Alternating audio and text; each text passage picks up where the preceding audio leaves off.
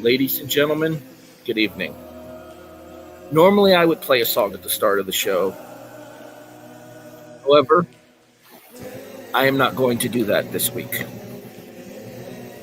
The sultry tones of Boyz II Men, the a cappella version, as the NFL mourns the passing of Ray Guy. Mr. Watkins, the floor is yours. A simple man from Swainsboro, Georgia. Played at Southern Mississippi as a punter and place kicker. Kicked a record at the time 61-yard field goal in a snowstorm in Utah. A 93-yard punt in a game against Ole Miss. Most valuable player of the 73 Chicago College All-Star Game. The first ever punter to be selected in the first round of the NFL Draft with the then Oakland Raiders.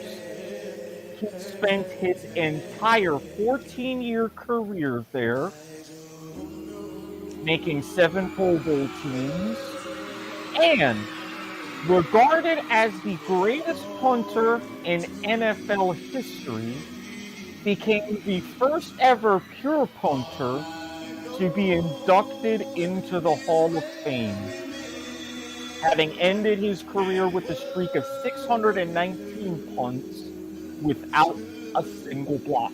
619 in a row. Inducted into the Hall of Fame and on the 1970s All-Decade team, as well as the 75th and 100th anniversary all-time teams. He passed away after a lengthy illness at the age of 72. He will forever live on with an award named after him, the Ray Guy Award, awarded to the nation's best collegiate punter. It's basically the Heisman for punters. Mm-hmm.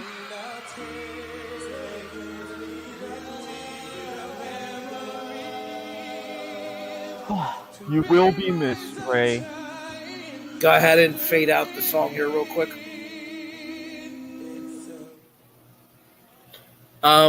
Yeah, how many people can say they have an award named after them in a professional sport? It's not many. Mm-mm. And for such a specific skill set position as well, if you grew up punting, you wanted to be Ray Guy. Mm-hmm.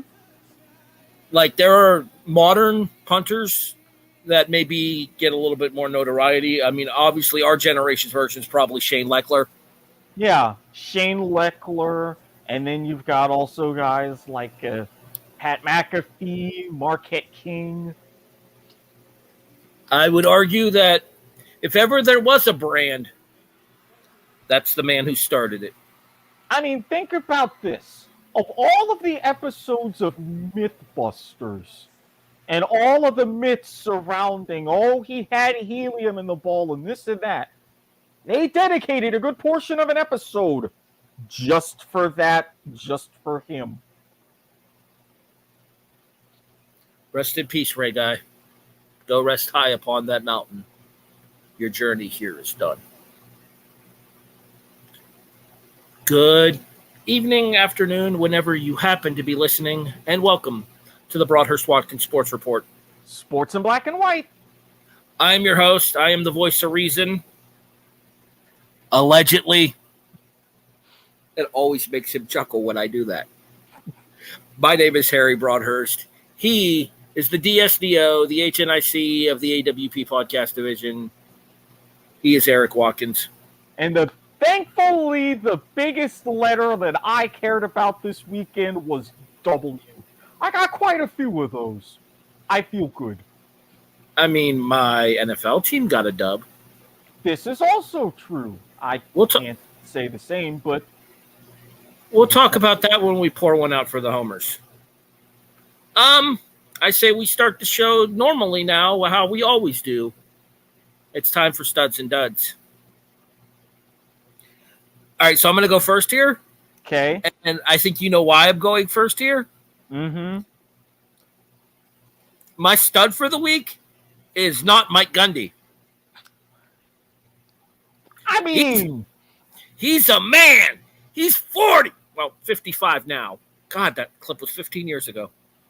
I swear we're getting old. And you know what else happened? Your team got curb stomped on Saturday as Kansas State put an absolute ass whooping on Oklahoma State to take over sole second in the Big 12. I said they'd be in the Big 12 title game this year. You did. I mean, in fairness, I also have North Carolina going for me, too, and they lead the Coastal. I know, sore subject. Talk more about it later. But anyways, so K-State just drubs Oklahoma State 48-0 without their starting running back. And without their starting quarterback either in Martinez. Will Howard throwing for over 200 yards and 4 touchdowns.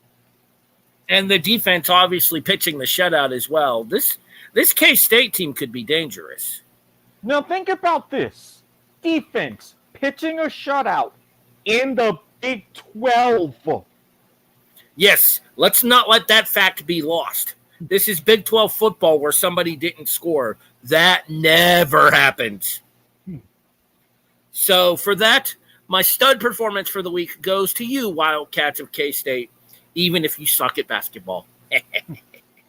Sorry, had to get that little dig in. I mean, mutter, coach not getting suspended, mutter. Oh, did I say that out loud? It's going to be a selfless gesture in Kansas for the first 4 games. It's fine. That was brilliant, and you know.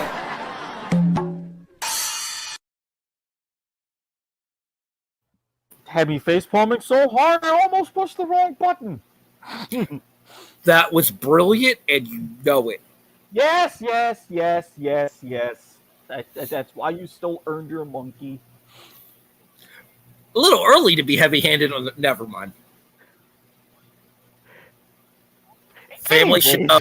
I was about to say, for everything that I mentioned, that I'm already saving for Sunday. So from one conference opponent beating a top 10 team to another.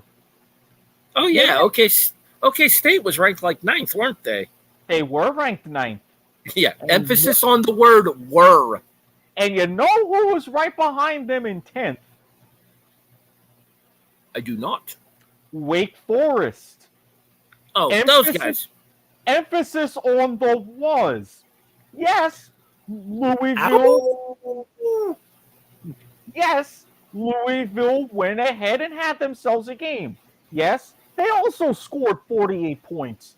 The only difference was this wasn't a shutout. But it was still a 48-21 win for the Cardinals, bringing Wake Forest right back down towards the middle of the pack, even in the ACC Atlantic. Do me a favor. Ding! Whoop. I gotta go and find it. Oh, there's actually a dig. I love it. Mm-hmm. Gimmick infringement. Hashtag Squidbit. Did you know this is the 4th straight game with a defensive score for Louisville? I did not know that. They talked about it when they aired the highlight on Saturday of the pick 6. Huh. I believe it ties an NCAA Division I record. I mean, this is a weird version of Beamer Ball, and I'm glad we don't have to deal with them this season. Well, the Beamer that is coaching is down in South Carolina, and they're not great either. Yeah, that's a bit of an understatement. All right, let's flip it around and go over to our duds for the week, shall we?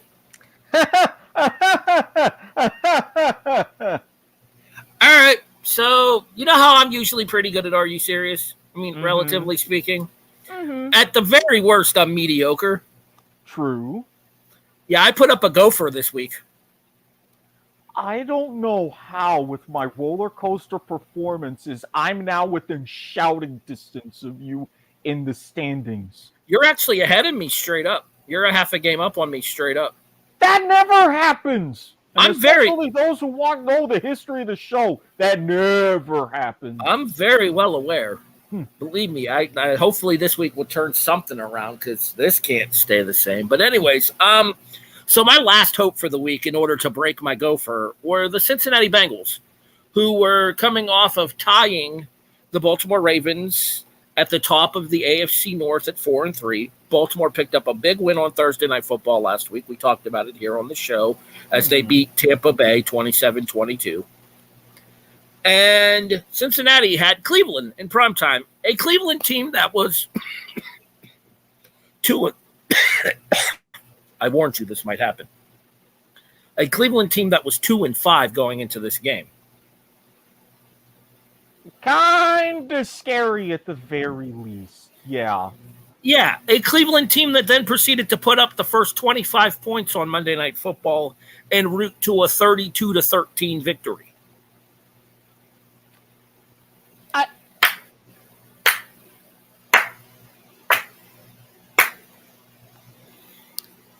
Bungle's gonna bungle to so many extreme levels with that one.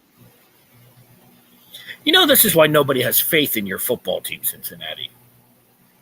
You know what it is? It's the curse of the Super Bowl loser. And honestly, I've been in a different Discord discussions, and this rang absolutely true. We're going to eventually look back at this Cincinnati Bengals team like we look back at the Panthers that appeared in Super Bowl 50. The one that got beaten by New England? The one they were beaten by Denver. Oh, Manning's last spring. Manning's walk-off. Mm-hmm. And speaking of baseball terminology, real quick before you give your done, as much as I hate to give credit to these filthy cheaters, first ever combined World Series no-hitter. We'll talk about it when we return to the all-sports episode of BWSR next week. Yeah, where we get to discuss World Series Verlander and how he might just be proving me right.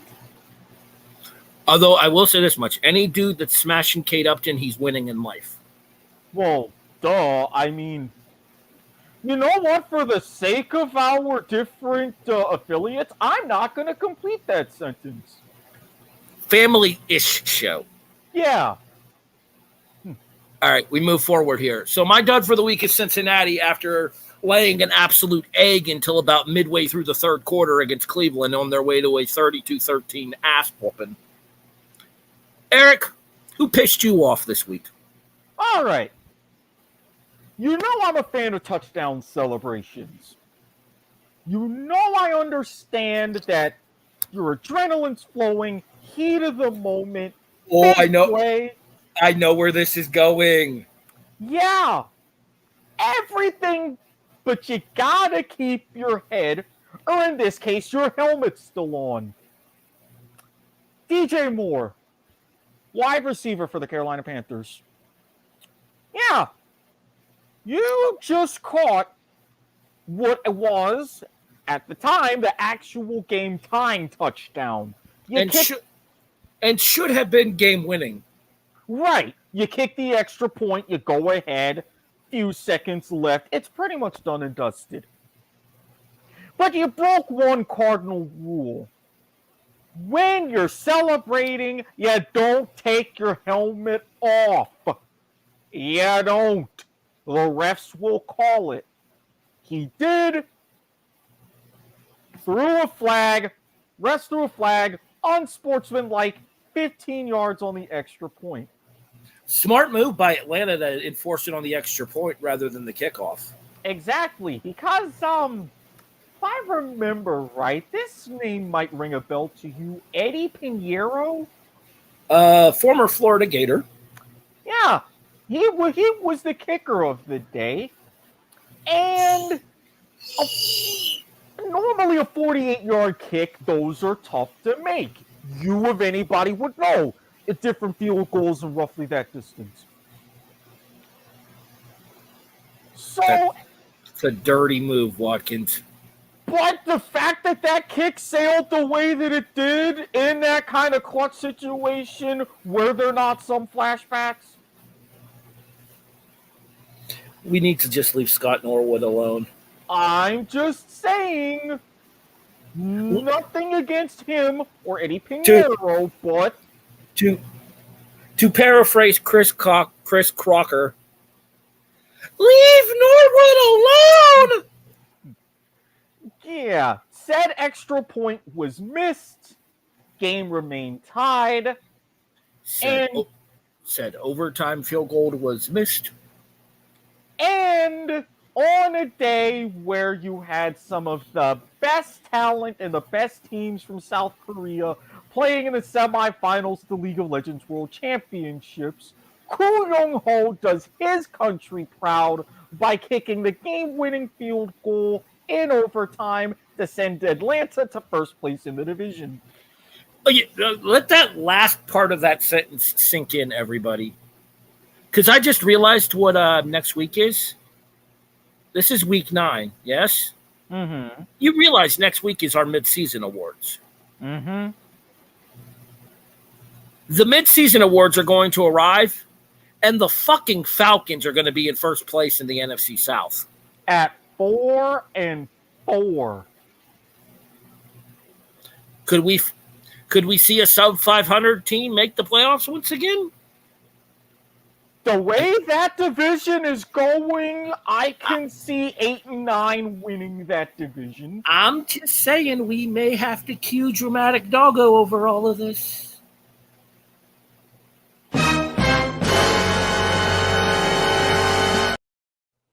Dramatic Doggo. Seriously, I think it's Dramatic Doggo from now on. Yeah, it has to be. It fits. All right, so there's your studs and duds for the week. K-State and Louisville for the positive side. Cincinnati Bengals in my case, and DJ Moore specifically, but the Carolina Panthers in general for Erik. Now we move over to our... So, that happened. And I feel like we have to start with the follow-up story. And the update to the follow-up story. I have been informed by Standards and Practices Junior that I am not allowed to do what I want to do to describe Daniel Snyder. Therefore, we're just going to go ahead and stick to the story instead. News has come out that Daniel Snyder and his wife have hired a Washington-based bank to look into potential interests for selling the Commanders. Yeah! Not just any particular Washington-based bank. A bank that I have some experience with. Not all of it entirely good. Hi, Bank of America. There's a reason why I left.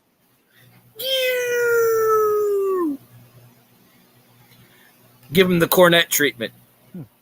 But wait, there's more. There's more? I didn't see the more. Not only will we throw in Dan Snyder hiring a very questionable bank at best to go ahead and sell the team. Not only will we throw in the Ron Cole pocket fisherman, but if you order right now, we will throw in an official Washington investigation into the Commanders that opened up discussing fraud charges. That became official the same day he announced that he was going to sell the team. Coinky dink? Methinks not.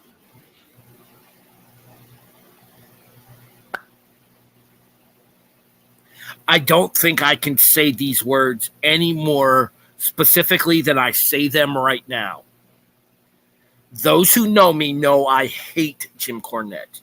His views are antiquated. He's somewhat homophobic. He's somewhat xenophobic. But if ever there were a situation where these 5 words were accurate, Mr. Snyder, thank you. Thank you. Fuck you. Fuck you. Bye. Bye. And don't let the door hit you where the good Lord split you on the way out.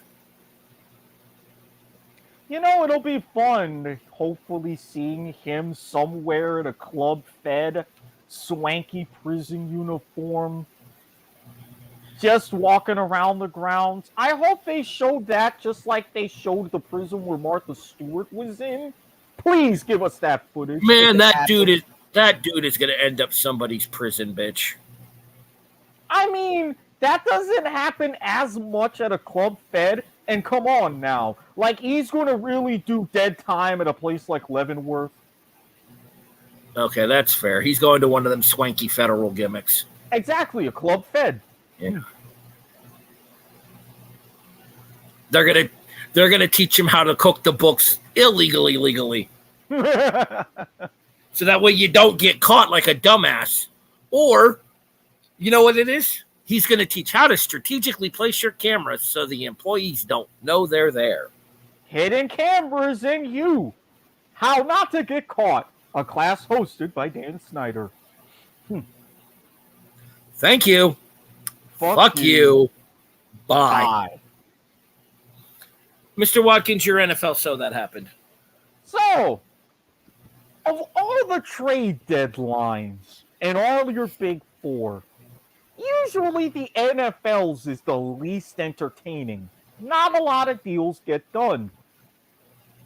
Look, speaking of NFL real quick, 21-14, Philadelphia leads. A minute and 18 seconds left in the third quarter. The game has been active while we've been on air. Philadelphia scored 7 earlier. Houston driving. The jerseys are throwing me because they look like the old Falcons jerseys. They do. But Houston driving, but it looks like they're going to end up having to settle for a field goal here by Kaimi Fairbairn. These teams are making me real mad because I said that the city of Philadelphia was going to go 2-0 against Houston tonight. Was not expecting this. 21-17, Fairbairn's kick is good. Eagles getting the ball back. Just a shade over a minute left in the third quarter. All right, carry on. I'm still wondering how the hell this is even competitive. And the fact that the Houston Texans were expected to trade players. They did not. Said untraded players rightfully pissed off, like Brandon Cooks. Well, to be fair, said untraded player has a guaranteed $18 million cap hit next year. Okay, not wrong. That's one thing. Kurt Herbstreit pointed that out during the first half of tonight's Thursday Night Football broadcast. And I can't call it Thursday Night F this because this has actually been a relatively entertaining game. Surprisingly, yes, which frightens me. So, you have had some big names move, rather surprisingly. Chase Claypool, now a Chicago Bear. Roquan Smith, he was on the move. Dolphins. You had Chase Edmonds and Bradley Chubb. They went ahead and did they officially swap places? Because I know Chubb went to the Dolphins. Chase Edmonds was a Cardinal. I don't know where he ended up. No, Chase Edmonds. I thought he was in Miami. Yeah, he was in Miami. So was he the one traded for Bradley Chubb in the Broncos deal? Mm-hmm. They swapped places. TJ Hawkinson moving in division from the Lions. That was the one that I thought was weird because you never trade with division rivals. Especially division rivals who, Well, you know why go ahead. You know why the Vikings went after Hawkinson, right? Yeah, Irv Smith went down. Irv Smith Jr.'s on the IR now. I just had to drop him in my fantasy league. Yeah, they went after him, but you trade him to a team that's a contender for this season, trying to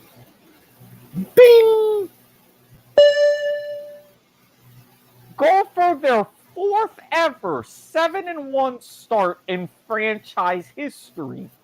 Now, can I venture a guess here? Were the other three under Dante Culpepper? No. At least two of them were. Actually, just the one. 98 when they were the highest scoring team in the NFL. 98, 2000, and 2009. So then who were the quarterbacks for the other two? So you had Cunningham. I think, who was their quarterback in 2000? I think the first two were Culpepper.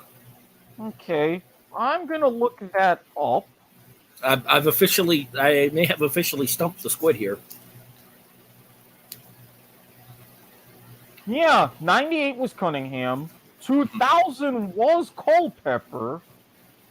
09, that was with Favre. Okay. So yeah, Cunningham, Culpepper, Favre. As I knew it was just the one. But 98, 2000, and 2009, the Vikings started 7-1, reached the NFC Championship game, and lost. You know how I am with trends. What else happened in each of those 3 years? 98 was Green Bay. But I'll give you a hint. There's baseball going on tonight, and there's a very strange baseball correlation. Same division? Not just same division, involving the same team. 98, 2000, and 09. Think about it. Got to be the Yankees. The Yankees won the World Series all 3 of those years, beating the Padres, Mets, and Phillies. So for all of you who are thinking you're going to be making a deep playoff run, think very, very carefully. A, it's still Kirk Cousins, and B, I don't see the Yankees in the World Series this year. So, not to mention, it's for as overall good as the top of the AFC is, I would argue 1 through 7, the NFC is better. Okay, so the Giants are kind of being the Giants as they're supposed to be now. Again, we've talked about it before. This is a 3-5 football team masquerading as a 6-2 because they've won a couple of close games that they had no business winning. The meltdown in Baltimore, and then the meltdown the week prior against New Orleans, I think it was. Not to mention the stop at the 1-yard line against Jacksonville. So this, like I said, this is a 3-5 team masquerading as a 6-2. But Philadelphia is undefeated and currently winning against Houston, even though Houston's not exactly what you would call competition. Dallas is 6-2 now as well and playing really well, having just gotten Prescott back. The NFC South is a dumpster fire. Let's call that what it is.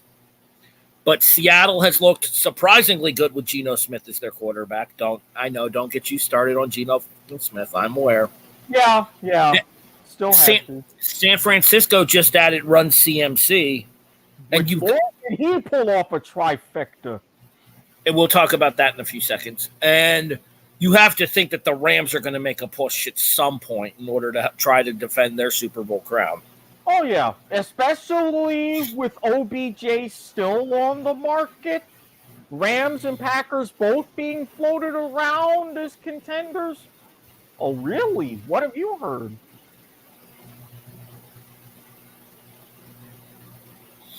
Von Miller has basically said that once Beckham is healthy, he'll become a Buffalo Bill.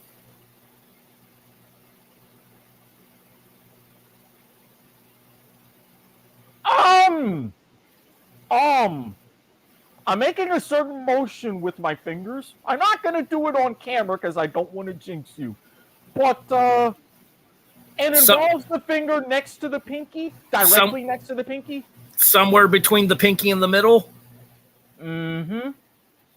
We'll see what happens. I mean, him and Miller were the 1-2 punch that the Rams needed last year in order to seal the deal. So, no, going back to the trade deals, though, the Chase Claypool one really surprised me. But given the fact that George Pickens' arrival in Pittsburgh this year, Claypool falls to third on the depth chart behind Pickens and Deontay Johnson, and I can kind of see why they would want to get maximum value out of him.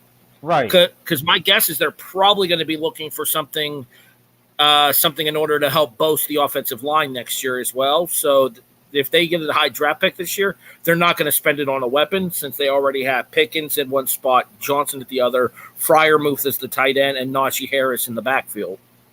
Right, and not to mention the fact that they caught the Bears in a good situation because they legit gave up a second-round pick for Chase Claypool just so he wouldn't go to the Green Bay Packers.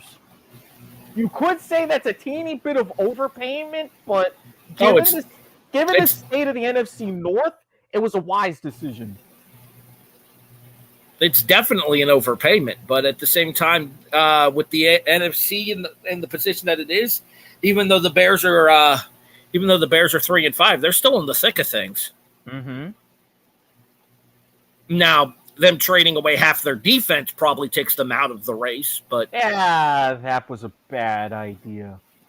I mean, between Roquan Smith and who was it the week before?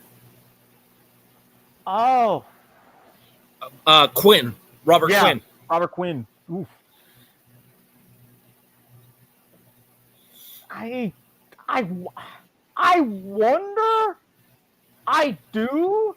Maybe grand scheme of things, something will work. But yeah, the defensive trades, even with the cap situation, very sketchy. Very sketchy. Yeah, it just kind of seems like a white towel on a season that didn't need to have one. Right. Like waving a white flag almost. Exactly. And then, man, run CMC. Have yourself a game, Mr. McCaffrey. Touchdown pass, touchdown run, touchdown catch. As San Francisco won 35. I know it was like 35 something. I'm going to go back and check the score. Was it 35 or was it 30-13? Maybe 31-13? Or 31-14, because they won by 17 points. That's not what I want. That's what I want. As Eric looks that up, did you see who else got traded, though, too? Speaking of San Francisco, Jeff Wilson. I did see that. He went to Miami, actually. Miami? I mean... Well, Miami, I think they see the value in Tagovailoa and the fact that the team has been overperforming this year. Because I don't think anybody saw Miami as a 5-3 football team at this point in the season, having lost Tagovailoa for 3 games in that process. Not to mention that they reunite Jeff Wilson with his former San Francisco backfield mate and Raheem Mostert as well. Yeah, I mean, that was a very clutch move, and I applaud the Dolphins for at least attempting to go not just more for the future, but all in this season. Finally, some level of confidence there. And I was right, 31-14 was the final for that Niners-Rams game. Seattle at 5-3, San Fran at 4-4, Los Angeles at 4-4?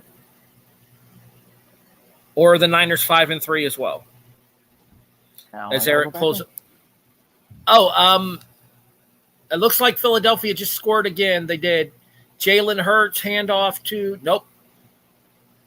RPO. Is that Dallas Goedert? That was Goddard. Dallas,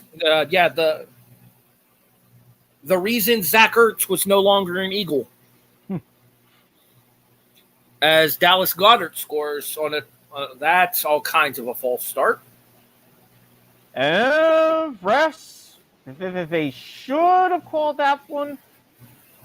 And as for the standings, Seattle 5-3, Niners 4-4, Rams 3-4, Cardinals 3-5. Rams have had their bye week already. Everybody else in the division hasn't. Mm-hmm. If I'm not mistaken, I think San Fran's on their bye week this week. Them, Cleveland, Pittsburgh, a couple others. Yep, because it is an awfully light schedule this week. I want to say there are 6 teams on bye this week. So that's 4, 8, 9, 10, 11. Yep, 12. 6 teams, because there's 13 matchups. Because that would be 26 teams playing. So, yeah, 13 games. Mm-hmm. All right. We will update our season predictions. We'll go back and laugh at ourselves next week. San Francisco making a case. I don't think Seattle can hold up. I'll talk more about that next week. In fairness, the team I predicted to win the division is at the bottom of the division. So, what the hell do I know? But we'll, again, update our predictions next week. Let's move over to the college version to so that happens, shall we? Yes, and ours kind of ties together in a special certain way. I'll let you go first. Do you remember the days when coaches were allowed to finish seasons even if it was known that they were a lame duck? Mm-hmm. Do you remember the days when a coach got more than a season and a half to prove themselves? Mm-hmm. Yeah, somebody tell that to Bryce Harrison of Auburn. Fired 7 games into his second season as coach. Now, granted, the Tigers are awful this year. And were predicted to be mediocre. And have somehow underwhelmed those projections. I believe Auburn is 1-6 currently, if I'm not mistaken. Including getting blown out at home at Jordan-Hare by Penn State. Penn State. That's funny. Yeah, we'll talk. We're getting there. I'm just, what is this, like the 7th coach fired already this early into the season? Yeah. Now, to be fair, Auburn 1-4 in the SEC. Oh, less than respectable, but still in contention for some form of bowl. They're 3-5. Who the hell have they played that they won 3 games? I am going to double check. I could have sworn they had like 1 win. Nope, their 1 win was against Missouri, but they're 2 cupcakes. Mercer and San Jose State. I do remember the Missouri game because that was the one with the missed field goal at the end of regulation with the chunky kicker from Missouri. Mm-hmm. I'm trying to remember his name, but the heaviest kicker in college football. I can go back at that since I have that up. You can click on that particular game and look up the kicker's name. I am. But yeah, so Harrison's out. And I'm guessing you have news as to who might be in. Yes. Yes, as a matter of fact, I do. You had mentioned Penn State. Segway. Formerly Segway. Does the name Bill O'Brien ring any sort of bells? Is it just me, or is it kind of ironic that we're watching a Houston Texans game? Oh, Philly won for 2 and converted, by the way, 29-17. Making it 12. And putting it above the line, which was 11.5. So if you had Philly in the cover, congratulations, hot dog. Currently, you're a wiener. Yeah, but you still got 11+ minutes, and Davis Mills isn't entirely playing terrible, so I keep an eye on that. That's not good. Yeah, Bill O'Brien, who more familiar in recent years with the state of Alabama being on Nick Saban's staff. Yeah, he's going to be hopping right on over to Auburn and try to work his magic there. Considering what Alabama fans have had to say about Bill O'Brien and their offense this season, best of luck to you. So he's going to go from getting yelled at by Saban to getting his ass beat by Saban. Correct. Did you find the name of the chunky kicker? I think the announce team on ESPN called him the thicker kicker. Mevis? Harrison Mevis? That's it, yes. Okay. Took a little while. Yeah, I think they used the term thicker kicker to describe him on ESPN. So, yeah, the situation in Auburn, Alabama is not great currently. Long gone are the days of Cam Newton. They haven't had to deal with anything this bad since Harvey Updike did what he did to the trees at Toomer's Corner. Oof. Look, I didn't want to go there, but I kind of had to. Oh, those poor weeping willows. I mean, Tigers fans, am I wrong? Awful. Just brutal. I'm a survivor, Eric. Yep, let me go ahead. I'm like those trees. Yeah, this is a damn shame. What was also a damn shame? Why do I keep doing things to myself in survivor pools? Why? So you know what you got to do? You got to start picking against yourself in these survivor pools, because then that way you're happy if you lose because your team would have won, or if your team loses, then you at least get a win in survivor. This is true. But I'm also looking at this game, and I'm not entirely comfortable given the circumstances. I'm completely comfortable given the circumstances of my game. The now 4-4 Washington Redacteds host the 7-1. 7-1. Holy shit. Minnesota Vikings. Hey, Eric, what time's this game kicking off? 1 o'clock. You've learned your lesson. And not to mention with the dumpster fire that is the front office in Washington currently. Yeah, I'm going to go ahead and take Minnesota here. I may or may not be doing one better about that one later.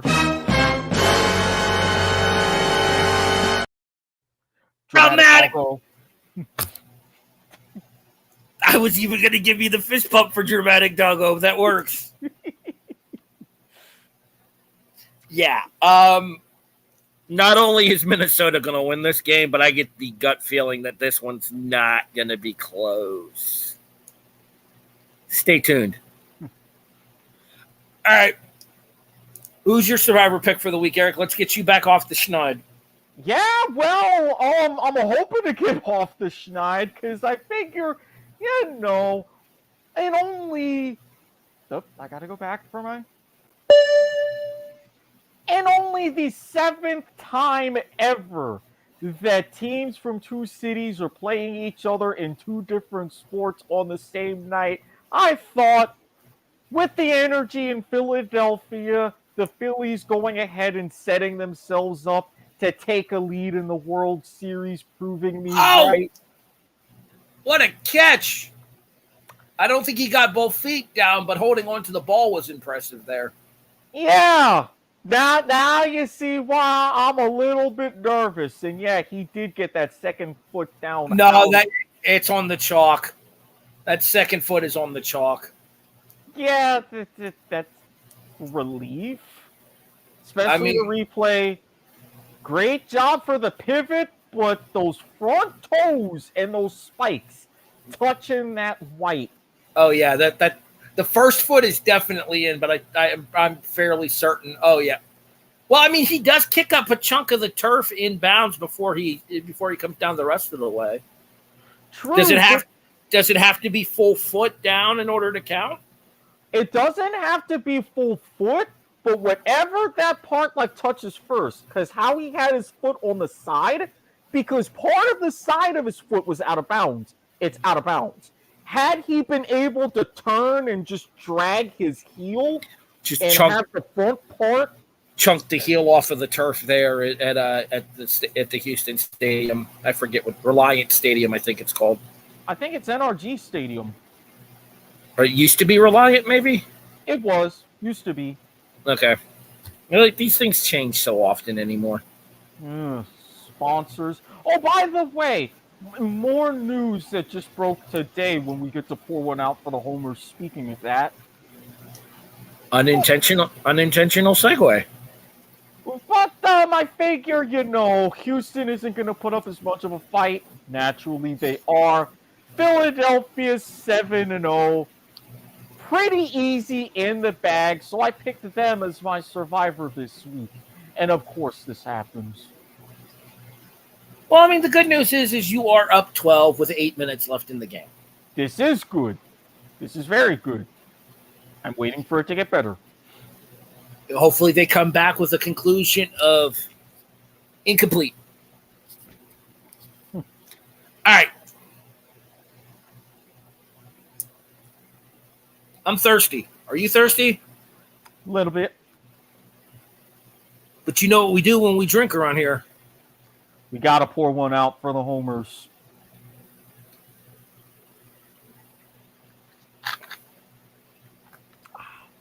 Number 1 team in the country, number 2 team in the country, and yeah, it went pretty much exactly how I expected. I warned you? I told you Florida would cover. I got caught by the damn hook. Well, before we continue this conversation, just remember that 21 means 21. God damn it! Obey all local, state, and federal gambling laws. Please gamble responsibly. If you or anybody you know has a problem, please seek help. The number is scrolling below, 1-800-522-4700. Bet on Bovada, bovada.lv. Even though, of course, when I go ahead and try to make bets on World's Finals, they don't have what I wanted to parlay. But I digress. All right, back to it here. So the whole situation with Florida was, I knew Florida was outclassed against Georgia. You knew Florida was outclassed against Georgia. The thing about it is this is the first season for Billy Napier at the helm of the Gators. He does not have his entire complement of players. Some of his players from ULala, or just Louisiana now, but it's still ULala to me, damn it. Some of his players from ULala came over with him, but there is still a lot of that Dan Mullen roster in Gainesville. So the system that Napier was running at Louisiana is not going to work in Gainesville with the different talent levels. You're going to get a higher caliber of talent in Gainesville, but you're not going to have the people that are going to be able to play the specific roles that Napier had them playing in Louisiana. So that's just going to be a work in progress. Penn State, well, it's that fourth quarter, man, just like it was against Michigan. And even then, you fought back to make that final score respectable. I saw that fourth quarter and that collapse, including that god-awful out-of-nowhere pick six when you had momentum. I don't know what to tell you. And Clifford had one of his better games as a quarterback. The problem is he threw 3 balls to the opposing team, one of whom was directly to a defensive lineman who took it to the house like 20 yards out. Mm-hmm. Tamaloa or something like that. Samoan. Samoan defensive lineman for Ohio State. I think it's like Tamalolo. I will check. Like one of the defensive co-captains. As Erik checks the byline from the game in order to get the name of the player who scored. It just... Tuimoloau. I was close. You were close. For not following Ohio State. The point being is that I knew that the Gators were outclassed. I knew that the Lions were outclassed. My hope was to keep both games close. For 3 quarters, the Lions did that. This was a 14-13 game at halftime. Very similar to the Michigan game where it was 16-14 Michigan at the break. Because then Penn State kicked a field goal to start the second half, made it 17-16, and didn't score the rest of the game. It was 14-13 Ohio State at the half. And then Penn State proceeded to get outscored 30-11 in the second half. 44-24, I believe, was the final score, if I'm not mistaken. 44-31. You did get a touchdown at the end. Late garbage score. Okay, so 30-17 in the second half then. But it was like that blitz where they say that Ohio State can score in patches, and legit Ohio State scored like 3 times in like a 4-minute span in the fourth quarter and basically put any hope of a Penn State upset to bed. Penn State comes back this week on Saturday, 3:30 on ABC against Indiana, if I am not mistaken. Going to Fairly certain it's at Indiana, 3:30 ABC. Okay. As Eric pulls up the college football schedule on ESPN.com. Yep, you are correct. The Gators try to bounce back at a place that has been a horror ground for them recently, Kyle Field in College Station, Texas, as we take on the Texas A&M Aggies noon kickoff on ESPN. Gators are 4-4. Aggies are 3-5. I will make a bold prediction right now. Whoever wins this game makes a bowl game. Whoever loses doesn't. I mean, and when you get at this point of the season in the stretch run, yeah, I can see that happening. If A&M drops to 3-6, they're screwed. Oh yeah. And if Florida falls to 4-5 here, the rivalry game against South Carolina is still to come. Who's not good, so that's winnable. Mm-hmm. Florida State's looking pretty decent this year. Don't remind me. I mean, they're still Clemson's bitch, so it's okay. To be fair, most of the ACC is Clemson's bitch at this point, but neither here nor there. Yeah, you're not wrong. So, I mean, the Florida State game's a probable L, if we're being honest with ourselves. South Carolina is winnable, so that would put us at 5-5. This one, and I forget who the other SEC game that we have left is. Let's find out. Actually, it might not be an SEC game. It might be our cupcake. No, we played our cupcake already. We played Eastern Washington earlier in the year on a Sunday. So, Vanderbilt. So, a quasi-cupcake? It's probably going to depend on the Vanderbilt and the South Carolina games, whether or not Florida goes bowling. Kyle Field's been bad for us. So, that's one of those things where anything can happen on Saturday. Like I said, Florida State is probably a loss, given where the two programs are this year. So Vanderbilt and South Carolina are probably going to decide whether or not the Gators go bowling. And honestly, both of them could get ugly in the case of maybe with South Carolina, but both of them very winnable. I agree. Very winnable. I agree. More Penn State coverage next week. I don't have time to look up their schedule right now. We have more homering to pour out. Yeah. Even though your teams lost, you know what your team did that mine didn't? Score touchdowns. I hate when that happens. I have no words whatsoever. I get Tyler Van Dyke is out and Garcia in his first start, a more crystal ball guy, has signs that he's the real deal, but very similar problems as far as overthrowing receivers. I get Xavier Restrepo is back, coming back from injury, but our wide receiver core is still very, very young. Defensively, we were fantastic because while we did not score a touchdown, we also did not allow a touchdown either. Yeah, didn't y'all go to quadruple overtime against Virginia? 14-12 in said quadruple overtime. Well, again, this is an Al Davis situation, sir. I said just win. I was okay that we won. We damn near didn't. I was nearly throwing things, especially as we got deeper into overtime. But that's how I felt in the fourth quarter of the Ohio State-Penn State game, if it makes you feel any better. Yeah, so an ugly win, but still a win. But now, I'm going to be honest, I'm a bit scared. I shouldn't be, but I am. Oh, I just saw who you play this week. Yeah, you mentioned that Florida State team. Unintentional segue. Yeah, even though they're 5-3 and only 3-3 in the ACC, this is still the team that beat LSU I am nervous. I'm nervous. I'm nervous. I don't like it. Well, to be fair, those 3 losses were all in a row against ranked opponents. Wake Forest, NC State, Clemson. Not entirely making me feel any better.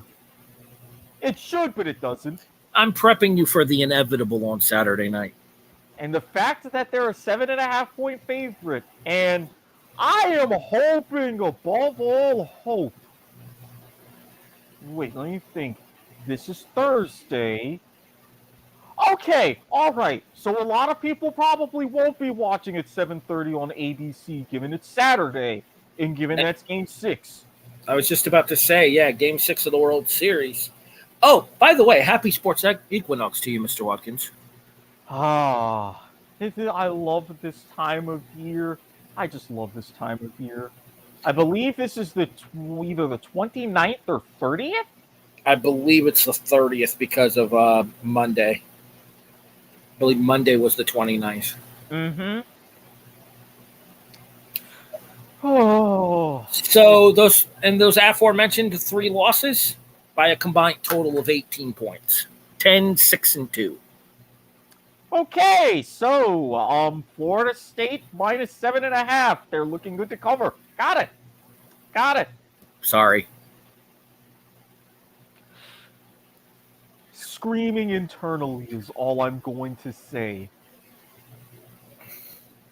What is how Rady Isbell, Brian Espinoza, and Jonathan Nielsen are going to feel come Sunday at approximately 4 o'clock-ish? Oh, yeah. And Eastern. We mentioned the trade deadline, and our teams made some respective moves. Oh, we did. Buffalo acquired Nyheim Hines from the Indianapolis Colts for Zach Moss and a 5th-round draft pick next year. In addition to getting Dean Marlowe back in our secondary as well in a trade with where the hell did we get Marlowe from? Seattle, I think. I think so. Believe it was Seattle. Now, with the kind of offense you run, how confident do you feel about this move? And is it a good enough upgrade over Moss, all things considered?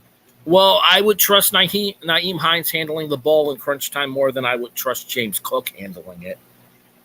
And the reason being is Cook has had a couple of costly fumbles this year, one of which basically sealed the game in the loss to Miami.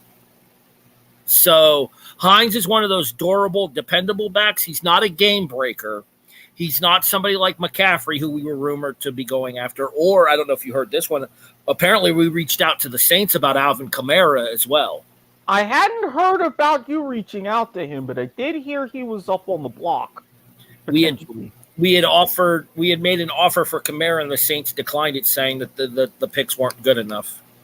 Because I know Buffalo wanted to package Moss and picks together because of the James Cook thing and the fact that Moss doesn't fit in with our lineup anymore because of the fact that we have Singletary, who's been having a surprisingly good year. Singletary had a very nice game against Green Bay on Sunday Night Football, which, by the way, Buffalo 27, Green Bay 17. Game got a little bit closer than I thought it would at the end, but overall a relatively comfortable win. The Bills were up at one point, I think 27-7. Mm-hmm. And in danger of scoring again, but we got stopped on like the 3. So, all considered, I figured Green Bay would be a relatively easy win. We didn't cover that game, though, because I believe Buffalo was a 12-point favorite. But a lot of that had to do with us kicking it kind of into cruise control in the late third and fourth quarters. Because you could tell there wasn't that sense of urgency with the Bills line of having been up 27-7. Oh, yeah. It was a more going to finish the job, not letting everything get too out of control. Sunday night crowd at home against Green Bay. So understandable. But again, the fact that even though Green Bay got those late points, you're still able to finish. So that to me is still a very good sign at this time of year. Why aren't they? Big sack there by Quentin Hargrove. Don't do this to me, Eagles. Don't do this to me. He basically came through more or less unblocked. Like the center got a piece of him, but nowhere near enough as Hargrove takes down Davis Mills. Yeah, I needed that sack after what would have been a fantastic catch right around the 2-yard line had it not been dropped. It wasn't dropped. I think the corner got a piece of it. Interception. That's probably ball game. Whew. Flag down. My guess is that's going to be an illegal blindside block on Philly, though. After the interception. Oh, yeah. Okay. No, it's on the offense. Whew. All right. Interception stands, and I believe Houston's out of timeouts. No, they're not. They're not? No, they have all 3 timeouts left. The receiver clearly didn't know what route he was running. He broke off towards the inside, and the ball was right there where the receiver was.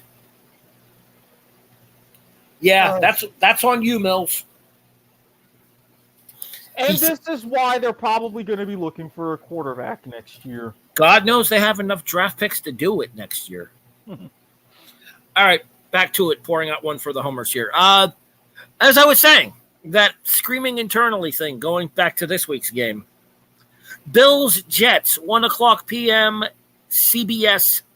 Fun fact, we're the national CBS game this week. Well, considering that the Jets are actually surprisingly not Jet-like, and 7-1 at 5-3. The game is in the Meadowlands, new Giants Stadium, MetLife, I think they call it nowadays. Yep, MetLife Stadium. And the Bills are still 11.5-point favorites. This is a divisional opponent, and we already have one loss in the division this season. I mentioned earlier about games not ending well for certain teams. Mm-hmm. Congratulations, Jets. You're 5-3. Let's see how real that 5-3 is, shall we? Well, Salah better be keeping them receipts. Salah better be hoping Chicago upsets Miami. Dun, dun, dun.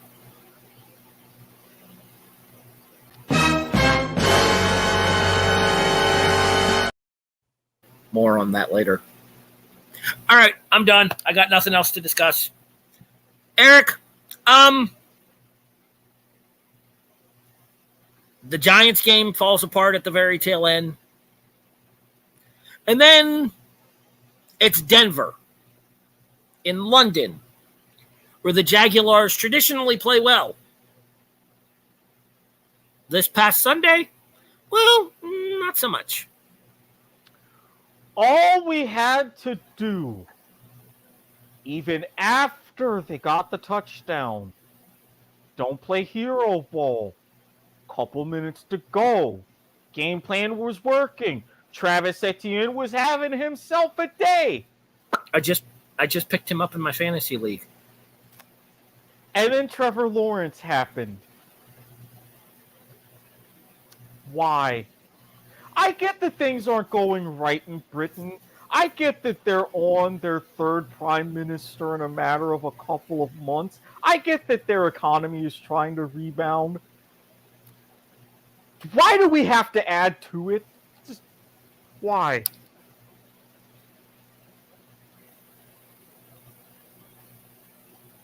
And again, Denver, to their credit, right on their magic number as far as points per game. Seriously, this offense is feeble despite all of the weapons they have.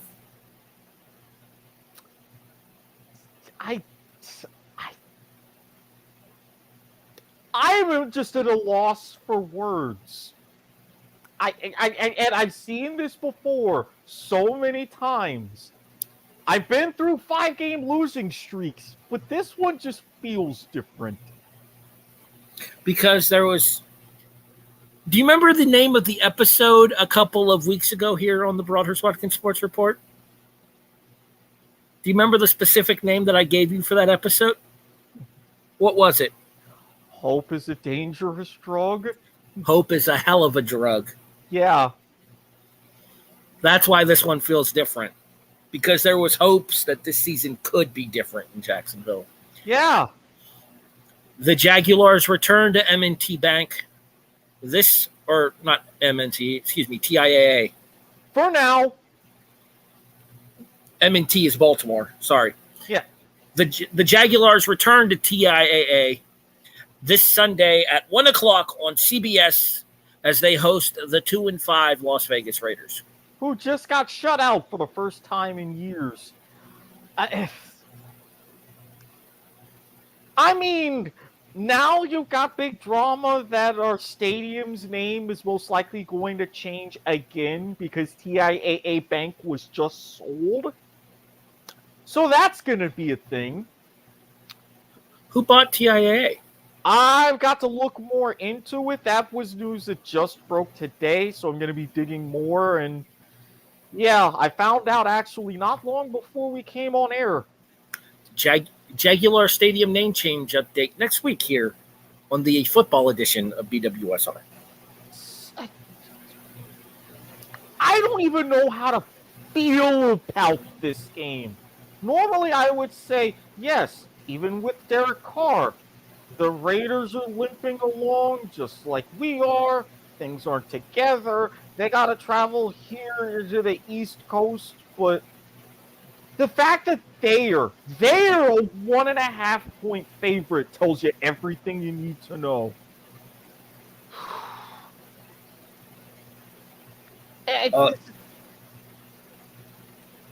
Wait. Are they? Yeah, they do. And Philly called the timeout before the play ran. Because of course they did. Of course they did.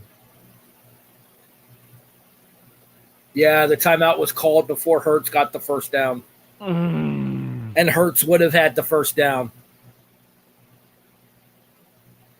But it looks like they might be keeping the offense out on the field. They better. You do it once, you can do it again. You see, that's Sirianni, right? Nick Sirianni. Mm-hmm. First of all, who dug up Lovie Smith and gave him a head coaching job again? I mean, have you seen Houston's front office? And it's really sad because look at how Illinois has done since he's left. Ranked 17th in the country currently. I don't know. This is close. Like, they're going to put it, like, right on the marker. Come on, give me a Gene Steratore with a piece of paper. They're signaling first down, but I think Houston's going to want a measurement here. Yeah, they're definitely going to measure that. Oh no, he got a late push that broke the 40. I think he's got it. I'm checking out the replay. 58 almost got in there and stopped him in the backfield. Yeah, that was a good top of the pile jump, and with the aerial view, yeah, it looked like he had just. I can see why he didn't try extending right there. That would have been a mistake. Kneel down, ball game's over. First down, Eagles, 29-17 final. Oh. Ding! Per our friends at Amazon Prime. First 8-0 start in Philadelphia Eagles history. Trying to become the first team since the 06 Colts to win the Super Bowl while being the last undefeated team in the league. 06 Colts. Manning? Mm-hmm. His first of 2 rings, I believe. One in Indy, one in Denver. Yep.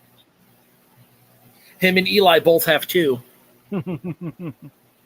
which there's some significant injustice in that somewhere. Well, I mean, look at how Eli got his too. Making Tom Brady his bitch, which of course we here at the AFC East approve of. All right, back to it. Official prediction for Sunday. Drinking. Lots of drinking. Thankfully, I don't have to fully be awake for this. But if I am drinking, I've got some wonderful bourbon. I've got some edibles. I've got Red Zone. I'm going to be fine. I don't know how I'm going to feel body-wise, but mentally I'll be fine. Just glad we're not recording during this game. Oh, yeah. Be thankful of that. Speaking of during this game recording, that Carolina-Atlanta game that you talked about earlier, we run that back next week on Thursday Night Football. Boy, is that going to be a good one.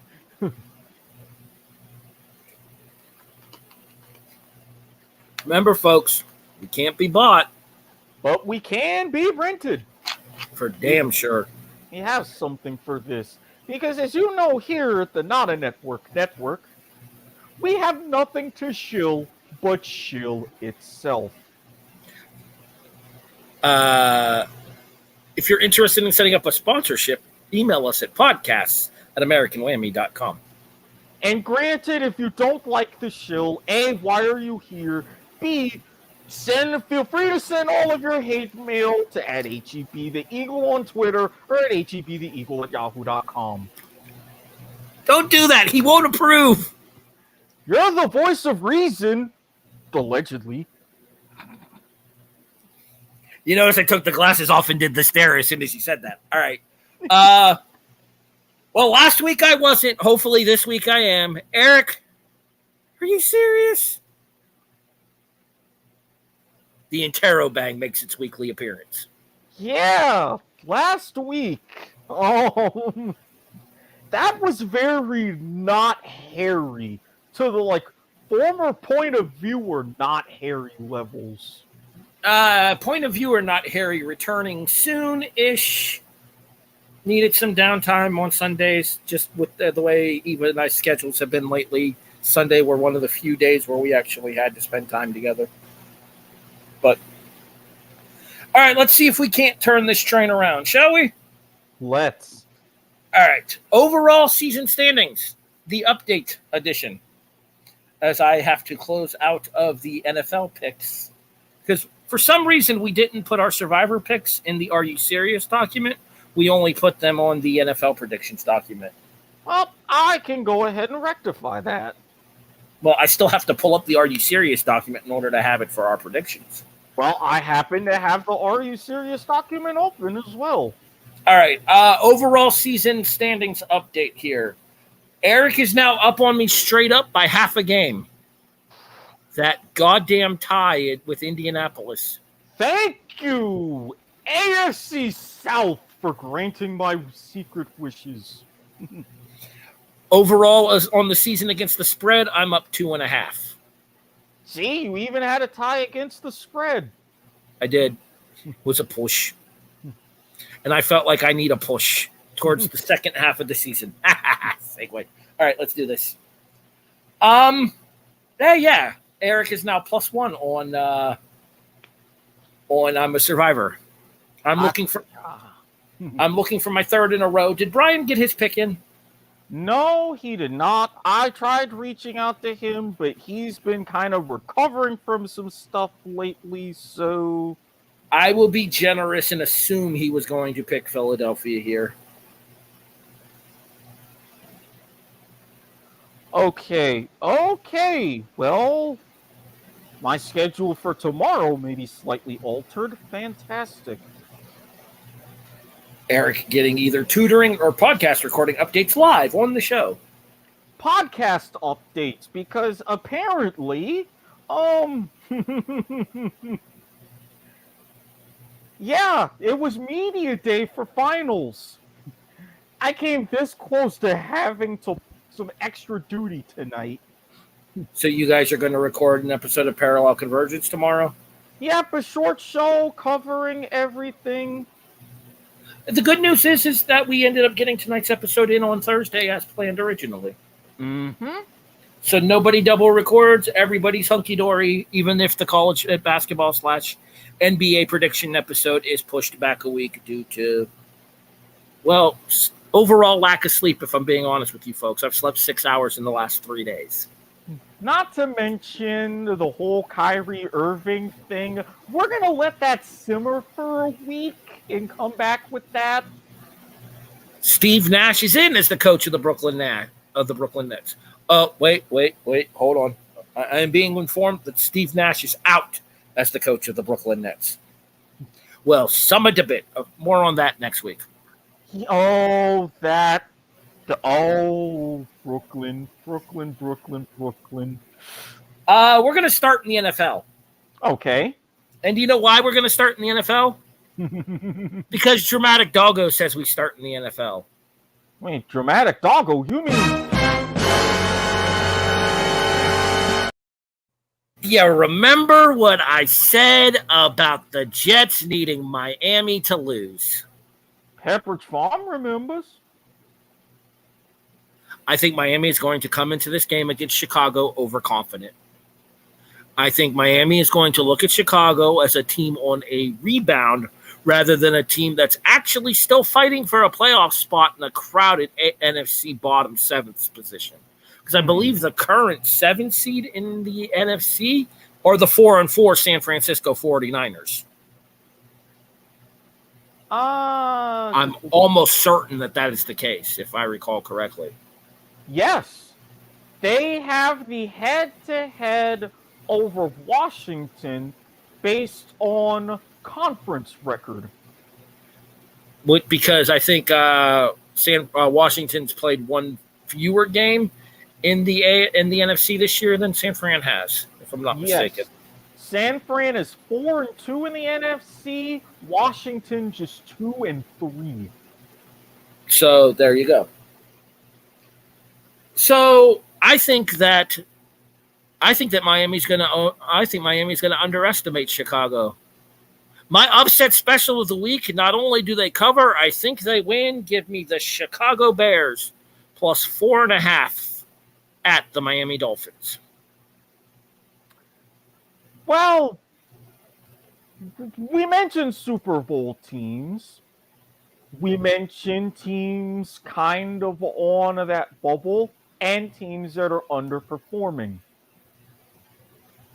My particular NFL underdog is a matchup of what is currently right now 9th versus 10th.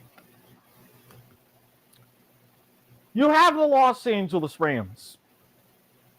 Yes, they're the defending champions. Yes, they're in what we expected to be a good, tough division, and yes, they're 3-4. You have the Tampa Bay Buccaneers. Their quarterback finally admitted that, yes, what's going on in his personal life crept into his football. He's broken so many Surface tablets that Apple might be giving him a sponsorship at some point.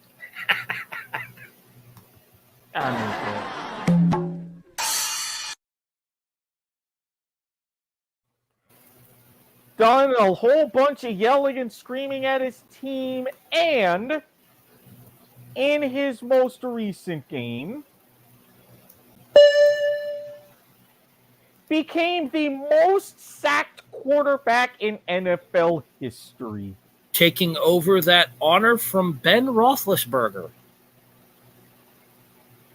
And I say honor in quotation marks. So, at what was often referred to by Chris Berman at the new sombrero, times ain't going too great. Now you see Stafford looking at the view right down Dale Mabry, and he's thinking, it ain't always a good place to retire, but it's a good place to get a fresh start. And they don't even have the crazy bath salt taking face eaters in this part of the state. That's a good sign. It's a good enough sign for me as well. Give me the Rams +3 over Tampa Bay. And honestly, I do think they win outright. Fun fact, this 3-5 battle is your Fox National Game of the Week at 4:25. Yeah, 3-4 and 3-5. Good job on that one, Fox. My sure thing of the week, Eric, I swear to God, I'm a glutton. Oh. Let's try this for a third time this season because it's gone so fantastically the first two. Give me the Green Bay Packers +3.5 against the Detroit Lions. Wow. Remember when we... And if it helps, I do believe that would make Dan Campbell big salty. Oh, yeah. I mean, at least he'll have some good varieties of cheese to go with the kneecaps this time around. Well, the game's in Detroit, so he's going to have to take a slight detour up to Battle Creek and get himself some cereal.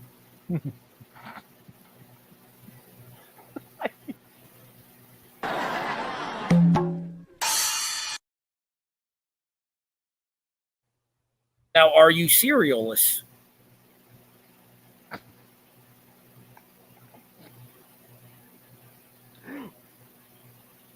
I can't be mad, though. I can't be mad because that was a good one. That is quality pud work, sir. Thank you. You're too kind. All right, so, yeah, my sure thing for the week is Green Bay. Who do you got?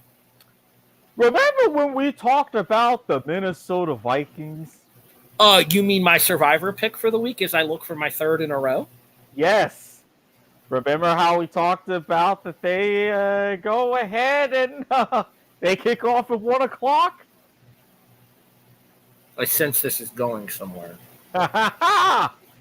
If it worked before on a very similar number, I'm gonna run it back, baby. The new Iceman himself, Hanun Kirk Cousins, -3 against the Commanders. Okay, to be fair, this isn't high noon, though. This is an actual 1 p.m. kickoff. DC's on the East Coast. It's still noon Central Time, baby. That's fair. All right, moving over to college football. We're gonna do sure things first because your underdog pick has me intrigued. Okay. So let's look at the Arizona State checklist this year. Yes. Of course, yeah. Near the bottom of the Pac-12. Ding. Renting out their arena to an NHL hockey team. Ding. Head coach fired. Ding. Probably looking at probation because of said head coach. Ding. Now getting to host UCLA, who is coming off of one of the biggest wins of their entire season. Ding and an oof. Big oof. It's a decent sized number at 11. Good luck with that, Sparky. UCLA -11 against Arizona State. Well, you know, I too am going for one of the teams that battle in the Territorial Cup. Oh my God, I didn't even realize that. Mm-hmm. That's hilarious. Yeah, I was looking at those numbers and I'm thinking, hey, wait a minute. This is Utah. Even though they had a rough start, they're still big contenders in the Pac-12. As Alberta Gator says hello. Well, I mean, you mentioned Utah's rough start. She'd know a thing or two about that. Of course, as she should. But while the Wildcats haven't had as tumultuous of a season as their neighbors in Tempe, that doesn't... No fired coach, no hockey team in their stadium, but they are towards the bottom of the Pac-12 as well. Yeah, things haven't really been going right with them either. It's a bigger number at 17.5, but just like Bungle's gonna bungle, Utes gonna Ute. Give me Utah minus 17.5.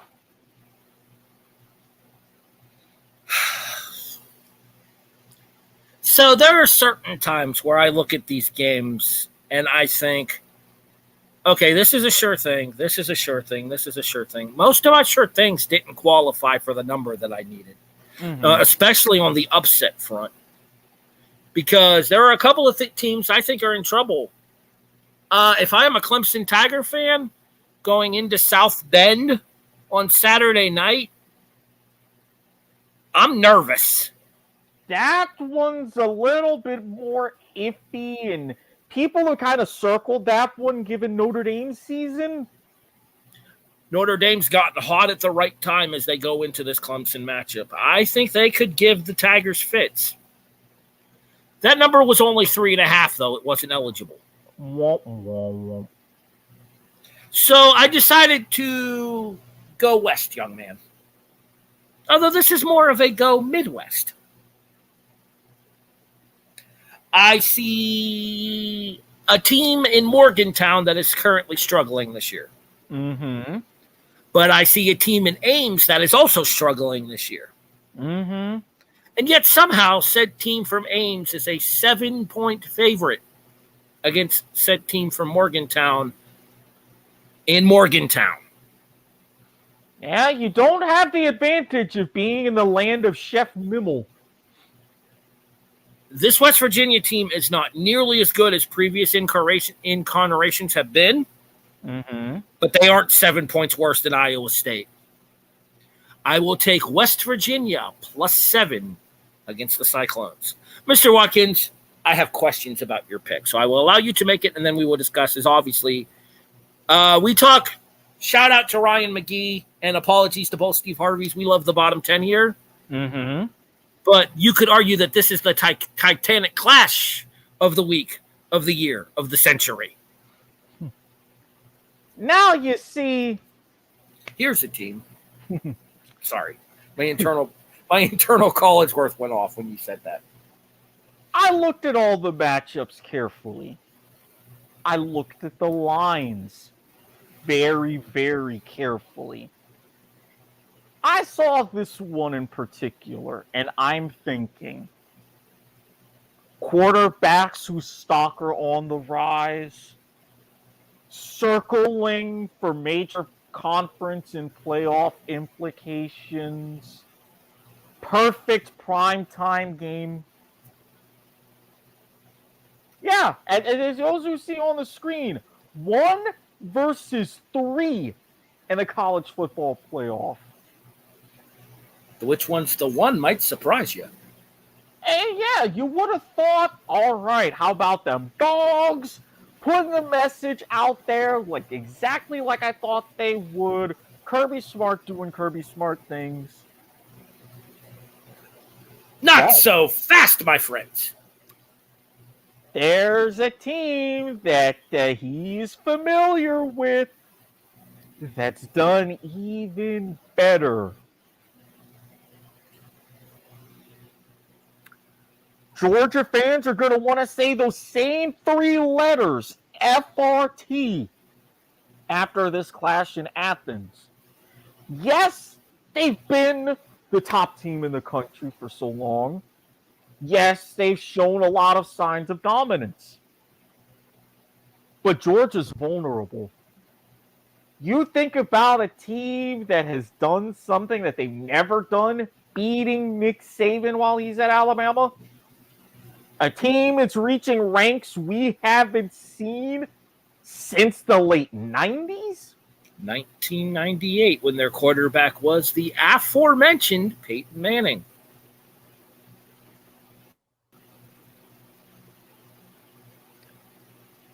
Wait, was that Stewart? That was T. Martin. Oh, shit. The year after Manning. Well, that is right, because Manning never beat Florida. Nope. 0-4. And then the year he left, T. Martin. Bastard. Yeah. You know how I feel when quoting Bender is saying, starting our own thing with blackjack and hookers? Tennessee only needs one, and they don't even need the blackjack. Monkey.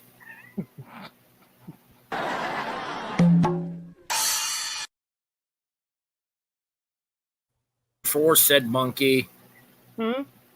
The explanation for said monkey being Hooker, quarterback name. Hendon Hooker, quarterback, Tennessee. But I'm telling you now, the only card they'll need is the ace of spades. And damn it, they'll be coming up trumps as they give Georgia the royal flush. Give me Tennessee +8, and it wouldn't surprise me whatsoever if they win. How long have you been sitting on that finish? Would you believe only a couple of seconds? Straight off of the top of the dome. I'm telling you, my mind works like that. Straight off the top of the... Really? We're going to continue it? So what you're telling me is you're giving me two pair of references here. I mean, sometimes you have a miracle on 5th Street when everything goes your way. Ugh, don't get me started on suckouts. I deleted a poker game over that bullshit. 1 billion chips. Oh! Ouch. I mean, they were just for fun chips, but when you lose 1 billion chips on a suckout, you get real mad at a game real quick. I wouldn't blame you. I wouldn't blame you at all. I like your spirit. Mm-hmm. I disagree with your conclusion. Okay. And the reason I disagree with your conclusion is I think the home field advantage makes all the difference here. I could see Tennessee covering. Oh, yeah. But I don't think they win. I mean, again, the win would just be a bonus, and it would definitely throw a lot extra into the CFP conversation moving forward. I think if they can do what they did in Alabama, granted, walk-off field goal, they're going to keep that in mind as everything is going. And again, if they can at least get to Stetson Bennett once, that might be all they need. Do you think this is a situation of the SEC leaning one way or another in this game? I mean, I feel like you might want to see them run Tennessee, Alabama back just because of that whole game of the century hype that game earlier this year, the 52-49 overtime finish was given. Mm-hmm. But Georgia, Alabama has been the SEC marquee matchup here, and you would think that a Georgia win here pretty much cements them in the college football playoff, regardless of what happens against Bama in the SEC title game. Right. And Bama could then play their way back into the college football playoff with a win over Georgia in said SEC title game because they would have beaten the team that beat the team they lost to. Exactly. And then that would leave an intriguing situation for Tennessee.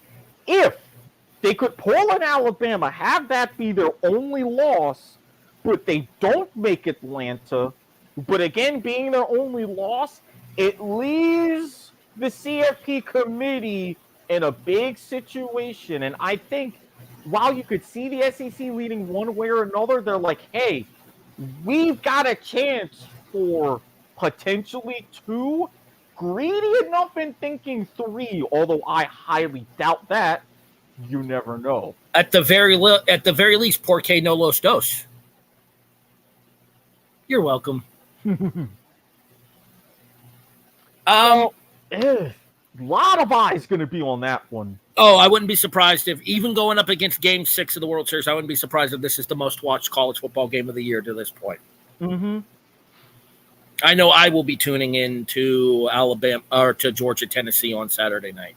Oh, even I'll be tuning in. Have another game on the dual screen, depending on my level of inebriation. Both of my teams play early. We'll be done by like 7 o'clock p.m. So Gators at noon, Penn State at 3:30. One of those games I might actually get to watch part of. The other one I don't think I will because Crown Jewel is Saturday, so I'll be watching wrestling. I like college football, but pro wrestling's my first love. Oh, naturally. I do believe that wraps us up, Mr. Watkins. Oh, another week in the books. 95 minutes at the time of the wrap here. Yeah, that's about where we should be. Mid-season form, baby. You have been listening to the Broadhurst-Watkins Sports Report. Sports in black and white. A presentation of the Not a Network podcast, available online, twitter.com/not-a-network-pods, Ding. twitch.tv/AWP podcasts, work in progress to change. YouTube by searching for Not a Network podcasts or by looking specifically for the Broadhurst-Watkins Sports Report. Ding. 3 for 3, even though I kind of stumbled over my words on the first one.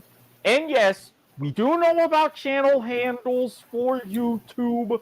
We're going to get on that after Worlds is done. Trust me on that one. At Squid Sports Head. At HEB the Eagle. Hate mail welcome, I suppose. Whatever. For Erik Watkins and Standards and Practices, wherever he may be, my sincerest of apologies for the ass whooping forthcoming on Sunday. Not really. I'm Harry Broadhurst, thanking you for listening to this week's episode of the Broadhurst-Watkins Sports Report. Sports in black and white. Presentation of the Not a Network. We'll see you guys next week. Thank you for listening. I'm telling you, man, it's going to get ugly. Watkins Sports Report. Sports in black and white. A presentation of the Not a Network Podcast Network. Available online via most major streaming services.